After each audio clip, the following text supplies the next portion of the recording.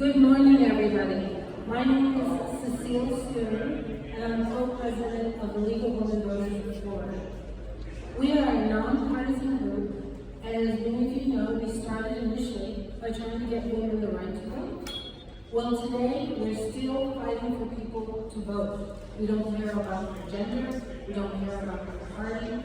We just want as many people to participate in the franchise as possible.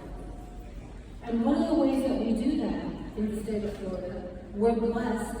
We have a citizens-led initiative amendment process for the Constitution. So when the legislators don't listen and don't pay attention to what the citizens are asking them to do, they have to work with them. They work very hard. It's one of the strictest processes in the whole nation. It requires signatures of over 900,000 people, approximately, in the state, and it just has to be reviewed by the Florida Supreme Court to make sure it's a single issue and that it's clear. Again, we already have very strict procedures in place. That is why we strongly speak against the limitations that are proposed in Senate Bill 7016 and House Bill 1205, which is set to hit the floor today. These bills are very draconian and add a lot of penalties, rules, regulations, fines, snares, and trapdoors for the average, everyday citizen to be caught in. And if they make one mistake with all of these rules, they can face hefty fines and sometimes criminal penalties. That is unfair and unjust. Because what is really going on in our state? If you look at our flyer, you can see what the legislators are doing. The legislators do not want to listen. They refuse to listen to the citizens. The citizens have come before the legislators and they've asked them, hey, we need some help. We need to raise the minimum wage. We need a living wage. Did they do it? No. The citizens had to use the citizens initiative process to get that done. And that's what we're saying. The citizens had to use this process to be able to get persons with felony convictions to a pathway to vote again if they complete their sentences. The citizens had to use this process talking to their neighbors. They had to use that process to get medical marijuana approved.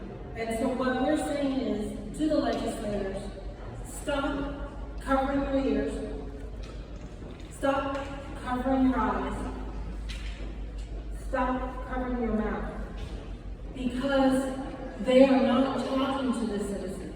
They are not listening to the needs that the everyday average Floridian, what they need done, and it forces them to use this process. Why are the legislators afraid of the average citizen talking to their neighbors? Why are they afraid when people want to help and bring petitions in at their churches, their mosques, or their other places of worship? Why the synagogues? Why is this such a fear? The representatives and senators were willing to take the vote of the citizens when they got voted in. It's the same people. The same people want to vote to get their needs met. Each time that citizens come to the state and knock on the door of their legislators, they drive here. They get a hotel. They spend time researching. They desperately try to communicate with their legislators. But the legislators, they're not listening. They don't want to follow the needs of the citizens. Who are the legislators listening to? It appears, when you look at these bills, to limit the constitutional citizens' amendment process, they're listening to big companies. They're making it so that only big money can use the citizens' process, which is supposed to be for the everyday person. Remember that these bills have all of these hidden rules and regulations that make it even more difficult to pass a citizen-led initiative. The best way for legislators to curb the desire of citizens to use this process is for the legislators to start listening. Is for the legislators to look and talk to their constituency. When they do that, it takes away the need for the citizens to use this wonderful process. We urge all legislators, we urge all citizens to call their legislators and tell them to vote no on the power-grabbing anti-citizen bills, Senate Bill 7016 and House Bill 1205. We have some additional speakers that we would like to have you listen to. I see Senator Jones is able to finish his meeting.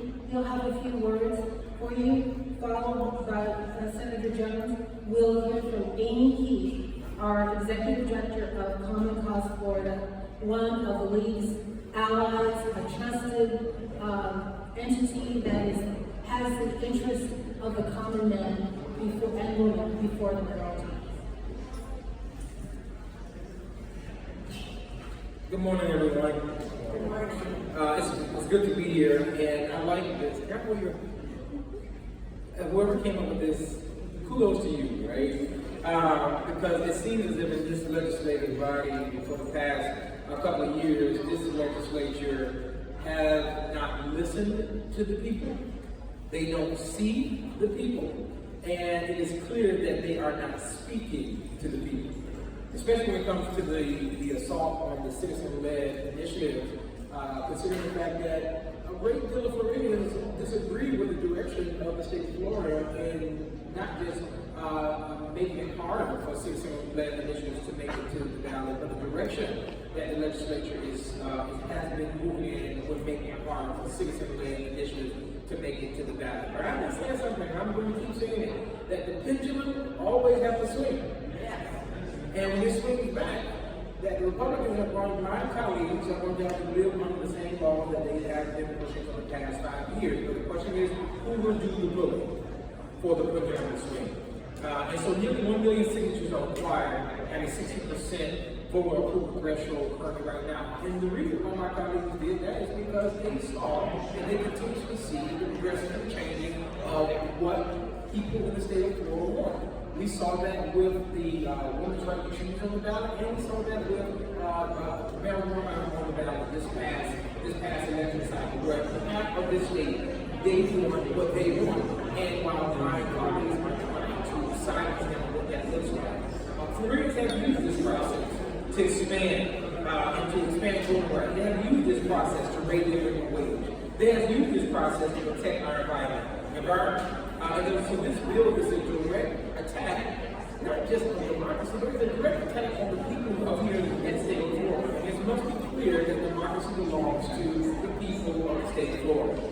But not only that, my colleagues, they fail to even hear bills such as protecting access to mail-in voting.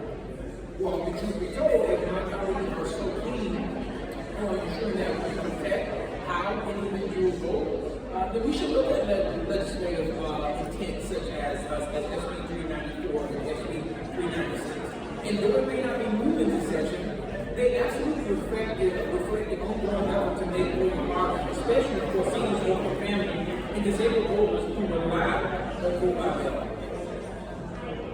Voting fraud is exceedingly rare, yet these bills propose unnecessary barriers like strict ID requirements for mail ballots and new restrictions on ballot drop-off locations that do nothing but suppress voter turnout. Here's how I end. While some people say that this session is not as bad as past sessions, I agree with you to an extent. But even if we're not talking about the issues that are important to Floridians, it's still not a good session. Because there are issues that are on the table that we can help move Florida along. There are issues that are not being talked about that's on the table to ensure that we put more money in people's pockets. There are issues that are not being discussed here in this body to ensure to make people's lives better and safer. Floridians absolutely system that empowers voters, not one that locks behind the process. I'm really for the League of Women Voters and their countless advocates who are standing not behind me, but with me, who are fighting to protect our fundamental rights. And I urge my colleagues to stand with the people while we reject many of these bad bills, because truth be told, our democracy is strongest when it's truly of, by, and for the people, and I think we should absolutely keep it that way. Thank you so much.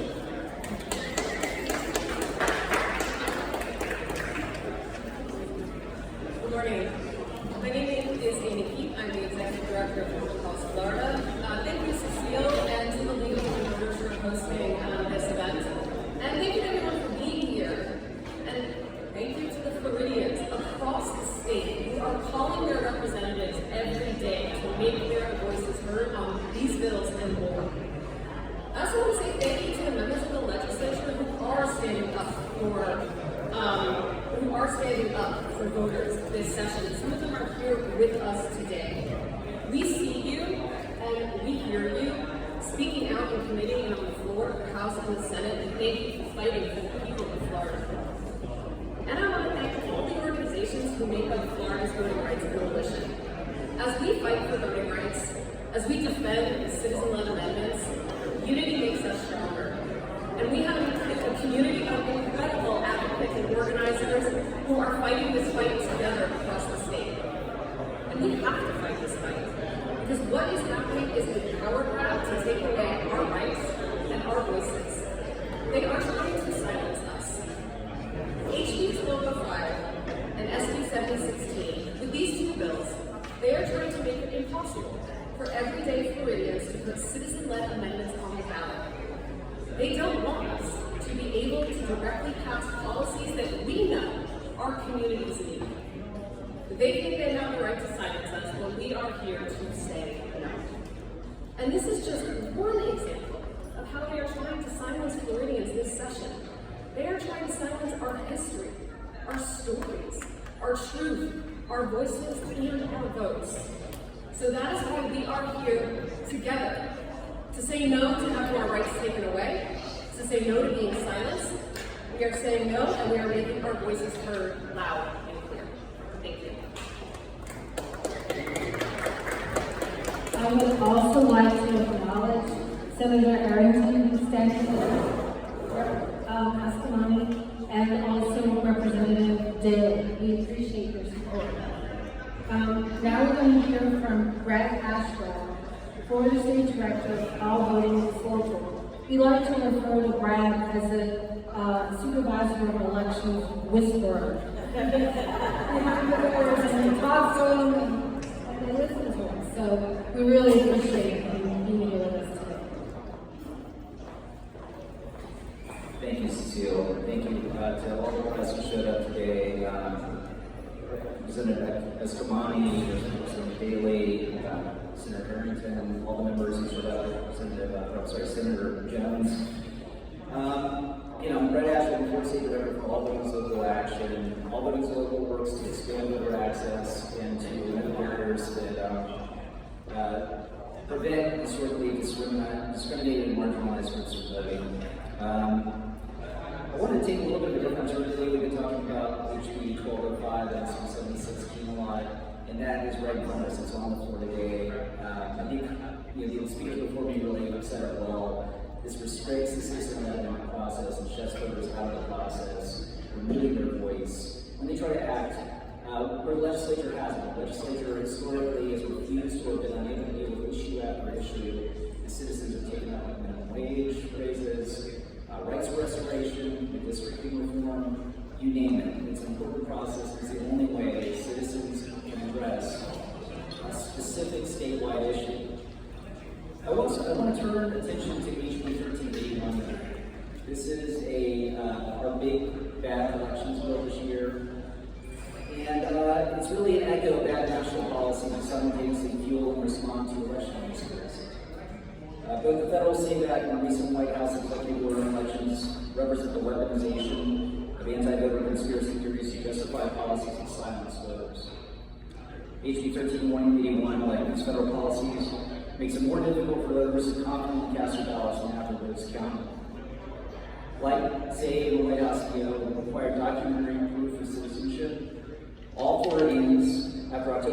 are required to provide documentary proof of citizenship to register to vote or update their address, even if they don't have access to a passport or a birth certificate, which sometimes can take months to get.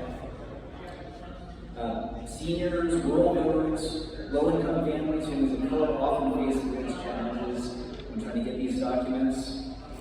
And this will lead to eliminating their voice in the ballot box. It will also impact married persons who change their name, voters displaced by hurricanes. The bill has kind of a list of bad policies. It eliminates voter ID for students and seniors. It will lead to increased voter challenges and canvassing boards. And one issue that I think gets lost in the market is dramatically overhauls the elections audit process, which some of the ideas aren't bad, but it doesn't fund them. The scheme they come up with requires supervisors of elections to audit every race, every precinct, and every race before certification. There's only one tool by one vendor that would allow them to do this, and it's expensive, and many counties don't have it. There's no preparation in the bill to cover that. There are additional costs for the DHS and OER, and I can go on. But to turn back to the main theme of this specification 1205, there's just a few specific things that are really egregious that I want to highlight. The fines and fees, the $1 million bond get a lot of attention. But the fact that it creates a first-degree misdemeanor for anyone who signs a petition twice. I don't know about you, but I think I've accidentally signed maybe 10 of them twice. So I'd be a criminal.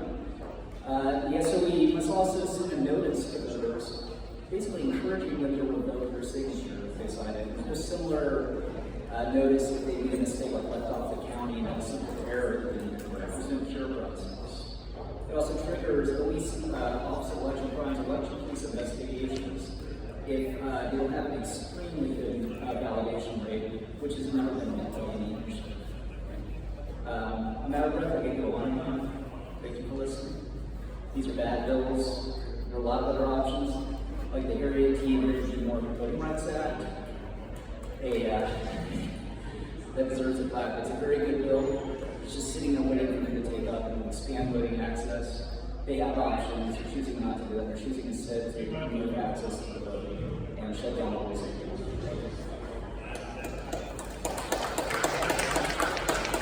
And we're going to hear a few words from Representative Max. Come on.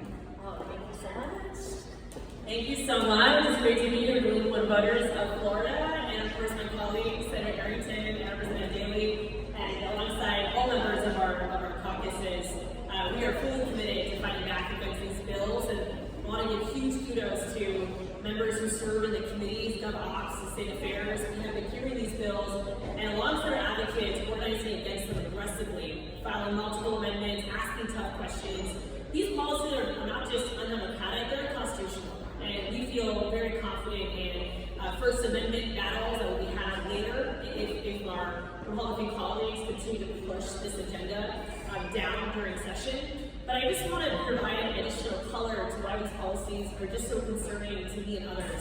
You know, I grew up in Florida. I'm the daughter of a working class immigrant family. And I remember engaging my first ballot initiative, my first Citizen Initiative campaign. I was 20 years old, and it was the Fair Districts Amendments, 4 and 6. And of course, around that same time, we had environmental conservation on the ballot as well. And then you fast forward to essential issues like rights restoration, minimum wage, to medicinal cannabis, and of course, most recently, Amendments 3 and 4, attempting to restore reproductive freedom in Florida and provide access to recreational cannabis. These are all issues that either hit the 60% threshold, which is very difficult to do, or they got very close, which speaks to the popular support that these issues have, support that they don't see in their legislature. And that's why this citizen-led process is so essential to the health of our democracy and really for Floridians to actually be felt and seen in their government. When lawmakers are not listening to their voters and acting on these policy issues, they have no choice but to seek another route. And for the Sunshine State, we've been able to accomplish historic policy changes by listening to the voters and allowing them to have that say. And that process for the last 20 years has been eroded. session after session. So I think it's important to remember this is not new. This is unfortunately a continuation of efforts by lawmakers to make this process as difficult and as expensive as possible. They keep moving the goalpost. Every time we succeed, they move it again. And so it's important for the everyday voter to understand that these are not loopholes in the system they're attempting to close. This is your access to the ballot they are attempting to close, period. And myself and others will have amendments on the House floor today, not just on the change from 10 days to 30 days, 30 to 10, and let's bring it back to 30, but also we have concerns about our chief economist being removed from the REC process. I mean, these are just such petty changes that are primarily focused on trying to make this process as partisan as possible, despite the fact that we know Republicans, Democrats, and no regulation voters agree that they want this process to remain, they want access to amend their state constitution. So thanks so much for having us here today.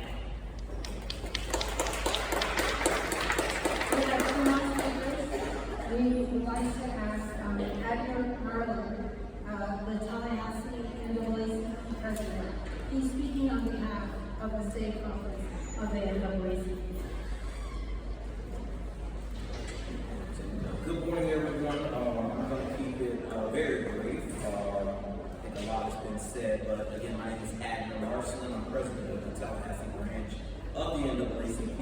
I'm speaking on behalf of Madam President Adora Ogunwusi of the Florida State Conference of the NAACP to stand in opposition of Senate Bill 7016 and House Bill 1205. These bills are a direct attack on democracy, making it harder for everyday Floridians, especially our marginalized community members, to drive change through citizen-led ballot initiatives. By imposing unnecessary restrictions, these bills will stifle grassroots efforts, ensuring that only well-funded interests can influence our policies. This is not about fairness. It's about silencing people while protecting those in power. Historically, Floridians have used ballot-led initiatives by citizens to push for progress, such as Amendment 2 in 2004, where Floridians used it to pass Florida's minimum wage and tied future to increase to inflation. Amendment 4 in 2018, where Floridians used it to restore voting rights to most felons. Amendment 2 in 2020, where they used it to approve a gradual increase to Florida's minimum wage to $15 per hour by 2026. These victories prove that the power of the people to make real change when the legislature refused to act. And now Senate Bill 716 and House Bill 1205 stands to threaten that power, making it nearly impossible for these grassroots movements to succeed. The NAACP stands firmly against these bills. We urge our lawmakers to listen and to protect Floridians' rights to shape our own future. We will not be deterred. We will continue fighting for justice, equality, and democracy that truly Floridians deserve. History has shown us that when we stand together, we win. Our voices matter, our votes matter, and our right to democracy must be defended. We will fight in the courts, in the legislature, and at the ballot box to ensure that every Floridian has a say in shaping their future. The NAACP will never stop fighting for the rights of people, and we will not rest until justice prevails. Thank you. Yes.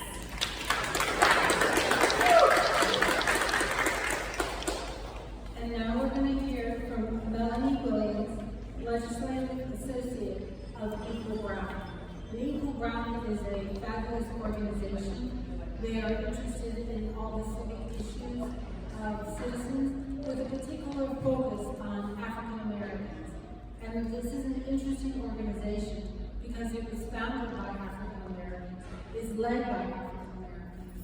And so the connection between the work that they do and the work that the citizens that they are working for is so close. We consider them one of our most vital allies. Melanie? Thank you. I appreciate that, and I'm sure the whole organization does. So I'll skip my intro. My name is Melanie Williams, and I'm here to obviously join my colleagues and my peers in urging our legislators to work down on these bills. The citizens-led amendment process is deeply rooted in the values of this country. Floridians have proven election after election that we understand public policy. We care about issues like public education, wages, fair elections, voting rights, healthcare, and more. That we are serious about shaping the future of this state and passing down to Florida to our children and their children that we can be proud of. A Florida that does not restrict and infringe on their rights to be free, happy, and whole, and having pathways to shape their own futures in this state is a part of that.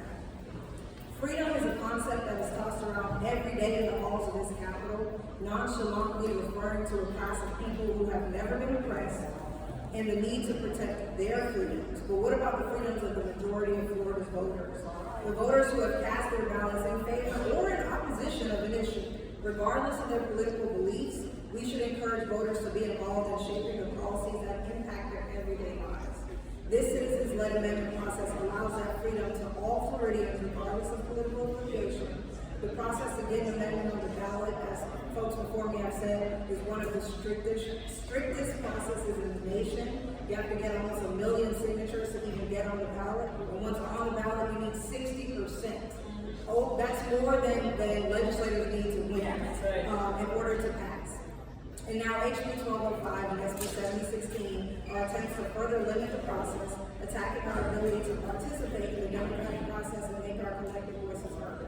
With the citizens-led amendment process, we've been able to decrease class sizes, stand up for fair redistricting, raise the minimum wage, legalize medical marijuana, restore voting rights for returning citizens. These changes to our state constitution made a difference for millions of Floridians and their families, and were done so by the people for the people. We are here today to put the leadership and elected officials on notice that if you vote in favor of these bills, then you're voting against the people of Florida, you're voting against your constituents, and a vote against a free and fair Florida. And who would want to vote against that? Thank you.